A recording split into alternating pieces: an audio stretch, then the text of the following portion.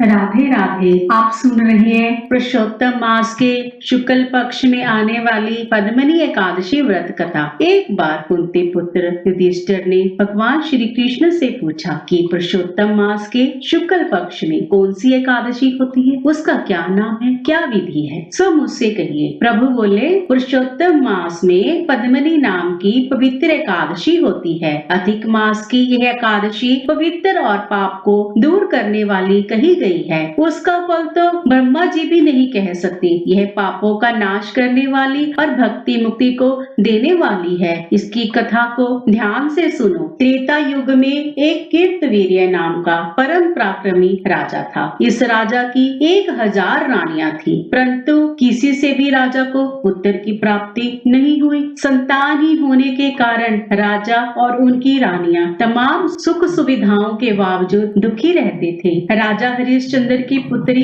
जिसका नाम पद्मनी था, वह उस राजा की रानी थी। संतान प्राप्ति की इच्छा से तब राजा अपनी सभी रानियों के साथ तपस्या करने के लिए चले गए। राजा ने 10,000 वर्ष तक तपस्या की। अब तो उनके शरीर में हड्डियां ही बची थी, पर उनकी तपस्या सफल नहीं हुई थी। तब रानी पद्मनी ने बड़ी नम्रता के साथ पतिव्रता अनुसुईया से पूछा कि मेरे पति को तपस्या करते हुए 10,000 वर्ष बीत गए हैं, परंतु कष्टों को दूर करने वाले केशव प्रसन्न नहीं हुए। इसलिए कृपा करके मुझको कोई ऐसा व्रत बताओ जिससे भगवान जल्दी से जल्दी प्रसन्न हो जाएं और पुत्र होने का वरदान प्रदान करें। हमारे राजा पुत्र न होने से बहुत दुखी हैं, क्योंकि पुत्रहीन मनुष्य को मोक्ष नहीं मिलता। जिसके पुत्र नहीं, उसके लिए सारे जप तप होम यज्ञ सब व्यर्थ हैं। ऐसे पुरुष के पूर्वज श्राद्ध तर्पण आदि ग्रहण नहीं करते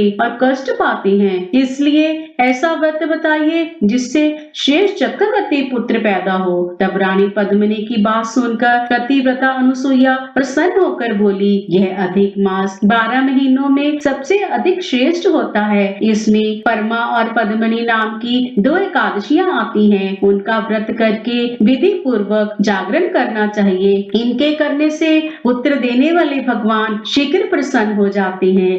यह कहकर अनुसुईया ने व्रत की सारी विधि उन्हें समझा दी। उसे सुनकर रानी पद्मिनी ने पुत्र की कामना से विधि विधान पूर्वक व्रत किया। व्रत पूर्ण होने पर केशव भगवान शीघ्र प्रसन्न हो गए। प्रभु बोले, वर मांगो। यह सुनकर पद्मिनी प्रसन्न होकर बोली कि मुझे नहीं, मेरे पति को वरदान दीजिए। तब प्रभु बोले, तुमने मुझे प्रसन्न कर दिया है। जैसा अधिक मास मुझे प्यारा है, वैसा कोई दूसरा मास नहीं। उसमें भी एकादशी मुझे विशेष प्रिय है। तुमने विधि पूर्वक एकादशी का व्रत किया है। मैं प्रसन्न होकर तुम्हारे पति को इच्छा अनुसार वर दूंगा। तब यह कहकर संसार का दुख हरने वाले भगवान राजा से बोले, हे राजन, वर मांगो। राजा ने भगवान से प्रार्थना की कि आप मुझे ऐसा पुत्र प्रदान करें जो सर्वगुण संपन्न हो, जो तीनों लोकों में आदरणीय हो और आपके अतिरिक्त कोई उसे हरा ना सके। भगवान तथास्तु कहकर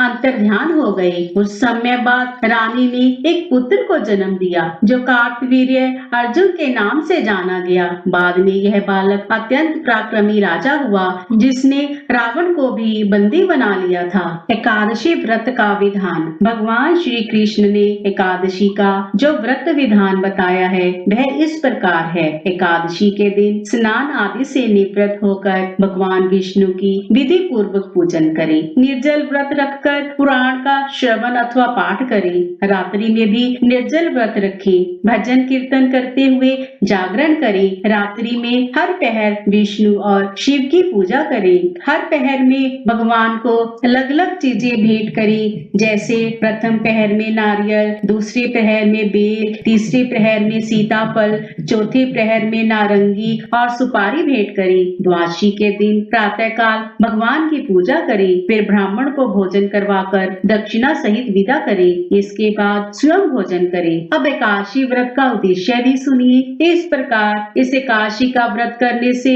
मनुष्य जीवन सफल होता है। व्यक्ति जीवन का सुख भोग कर श्री हरि के लोक में स्थान प्राप्त करता है। एकादशी व्रत का साइंटिफिक रीजन। एकादशी व्रत का सबसे अधिक प्रभाव स्वास्थ्य और मन पर पड़ता है। नियमित रूप से करने से जिंदगी में कभी कोई बीमारी नहीं होती। एकादशी व्रत करने से शरीर और मन को शक्ति मिलती है। एकादशी व्रत निर्जला और सजला किया जा सकता है। इसमें निर्जला एकादशी ही उत्तम होती है, ना कि फलाहार से। फलाहार एकादशी व्रत करने से नाम मात्र के सिवा कुछ नहीं मिलता। राधे राधे।